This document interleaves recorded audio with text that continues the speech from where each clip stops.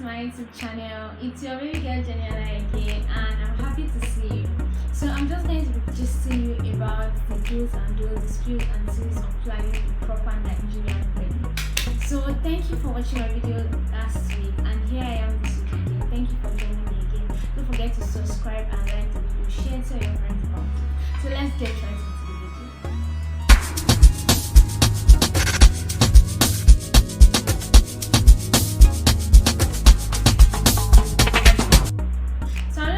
Start by explaining what a proper Owambe Nigerian wedding is. So a proper Nigerian wedding actually consists of like 4 different ceremonies or 4 different paparazzi and stuff like that. So we have the introduction phase, we have the engagement, we have the white wedding, and we have the reception where the proper party takes place. But it's not compulsory that I do all these 4 stages, but some Nigerians, especially people from Yoruba side, love to partake in these 4 ceremonies. Some people just want to do something small and go to court and then say okay, they're married, and some people want the whole world to know that they're actually getting married. So that's why some people actually do these things. And due to culture and tradition, these things have actually been there. So like you have to do it for us to like okay, she has gotten married and stuff like that. And then the paparazzi of Instagram posting it, letting everybody know, peppering them gang and all those things like that. So from the introduction phase, that is when the husbands come to introduce, the husband's family and the wife's family comes to introduce each other. It doesn't have to be a big deal, but like still it is a thing, because you have to impress your husband's family and say, okay, you're not coming to get married, you're not getting married to just any type of person, you're actually getting married to someone with value, someone with virtues and all of that. So the introduction is just when the husband's side and the wife's side comes together to know each other. And then we have the engagement. The engagement is like a cultural ceremony where the husband brings the bride price, he brings the list of he brings the contents of the list that the bride price has already given, he brings the dowry, owo ebi, and all those type of things. So that's what engagement is for. That's to like show that okay, I value your child, so I'm bringing these following things to show how much I value her. And then we have the white wedding. That is when the husband and wife come together to the church to come and make their vows on the altar in the presence of God and in the presence of like congregation. This is just like a Christian wedding because not everybody actually participates in like the white wedding or the church wedding. It just has to do with okay, making God the center of your marriage and letting your pastor know what you are doing. Some people even sign the documents, signing the course in the church. So like it depends on how you want to do it. And then we have the reception. Hey, that is where the fun, that is where the gist, that's where the glamour comes in, because everybody is going to be wearing a particular type of clothes which we call ashwebi in the Yoruba place. Everybody is going to be wearing a particular type of clothes. Everybody is going to be looking the same, the bride's family will look the same, the groom's family will look the same, and all of that. It's just a very peaceful moment. It's when you invite DJ, you invite the band, you invite your friends to come and celebrate with you. You're actually going to be feeding like as many people as you can that come to celebrate with you in your wedding. So now that I've explained all the different segments that a wedding contains, let me explain to you the spills and the teas. Hey, drama like this, eh? So I'm just going to be telling you how, like, better ways you can do some things, like the do's and don'ts and what I've learned from planning my sister wedding. So, are you ready? Are you ready? If you've not subscribed, kindly subscribe. Thank you. Okay, so the first thing you actually, most important, okay, let me say most important. One of the important things is to make sure the bride and the groom are on the same page. During the introduction, the bride was expecting like, let's say 100 guests, and the groom just felt like, okay, this is just introduction, it's an introvert, so since it's just introduction, there's no need to do all these things. Let me just invite like few of my family, what am I even saying, my nuclear family to come and celebrate. And then the bride was already expecting, was already cooking, decoration on fleek, everything on sleek, And then the groom came the day before, and he was like, is it not just a sitting room wedding, a sitting room ceremony? And I was like, no. I was even part of people that said, no, we don't do parties anyhow over here. You can't just come and say you want to introduce each other and you come and do sitting room wedding. So it was the day before he started inviting people, and trust me, that was a whole lot of stress, because the bride's family already made arrangements for like a lot of people, and then the groom was just bringing like 5 people. How far now? You want food to waste? Well, I don't understand. I try to do the wrong. So do you get? Just make sure like the bride and the groom are on the same page. Make sure you're on the same page with your groom. Make sure you say, like, communicate. Everything you are doing, just communicate with each other. Another one, another important factor that you must make sure that you commit yourself in doing is delegating responsibilities to other people. See, you are the owner of the event, you are the bride, you are the groom. You are not meant to be stressing.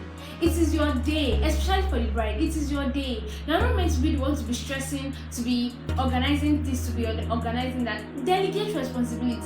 Keep someone in charge of transportation. Keep someone in charge of hospitality. Keep someone in charge of the food. Don't be calling. Don't even put your number as part of RSVP. In fact, don't even make your SIM available that day. Just make sure that you are calm. Make sure because it's going to be showing on your face. You have to look very amazing on that day, and I'm sure you don't want stress to be wearing out your face. You get? So make sure that that day you have people that are doing different things, so that when it's time to like ask for some, like when it's time for strangers to ask for something, they don't come to you directly. They actually go and meet the people that you delegate their responsibilities to. Yeah, because the stress and tension, actually make sure you have someone in charge of that. You cannot be the one doing everything at the same time. The only thing that you have to do are the things that maybe you feel like, okay, if I'm not there, this thing is going to scatter. And you have to, I know trust issues and all, but try and delegate responsibilities. Important factor to ensure that you take notes of when you're planning a wedding is the people you put in charge. Make sure the people you put in charge are trustworthy. I know that human beings are like, but make sure that people that you trust the most, the people in charge of food. I remember something. That was how they tied the cow to a particular place in the house. And then that was when the decorators were about to arrange and decorate the place for the engagement. The cow went loose. Oh my god.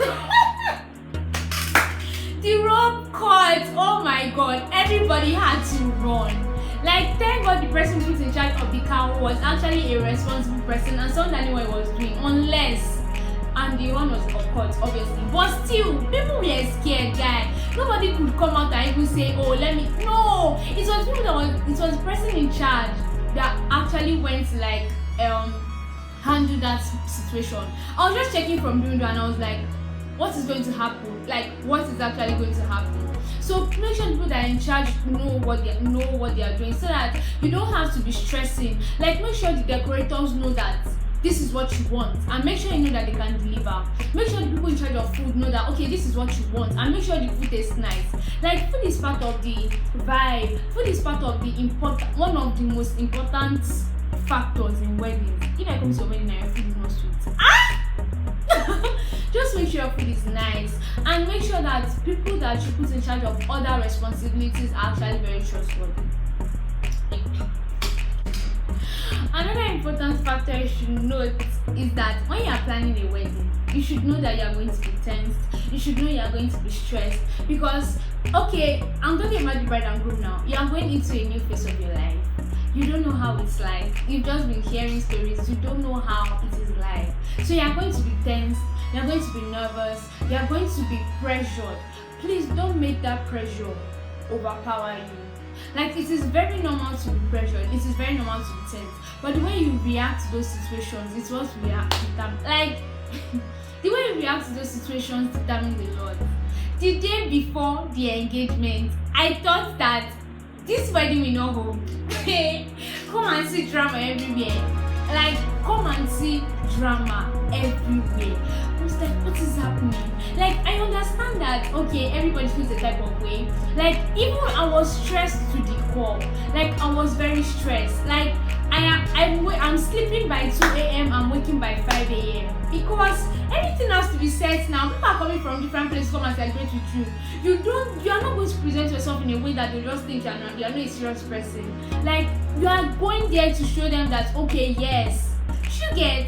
So I thought this wedding will not hold. A lot of drama, a lot of like things that they don't even warrant to anything just became a big deal. Like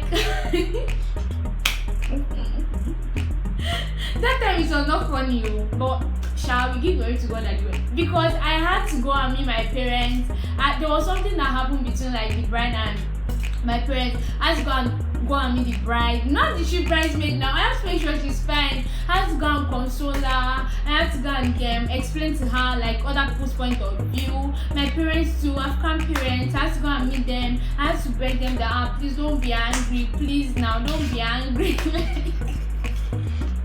Like, please see your point of view, because I've been planning this thing. I've prayed, I have invested time, money, energy in this thing. You cannot now tell me that it's not going to work because of a little disagreement. Like, I even have to call the groom. Like, but like during situations like that, I'm just happy I know how to handle like situations where things like this happen. Because if everybody shouting at each other, nothing is going to be solved. So I just had to be as calm as possible. Like on this drama, so you know that you are going to be pressure, you know you are going to be tension. So just try your best, like try and handle the situation well. Surround yourself with people that you know that will give you the good vibes and energy.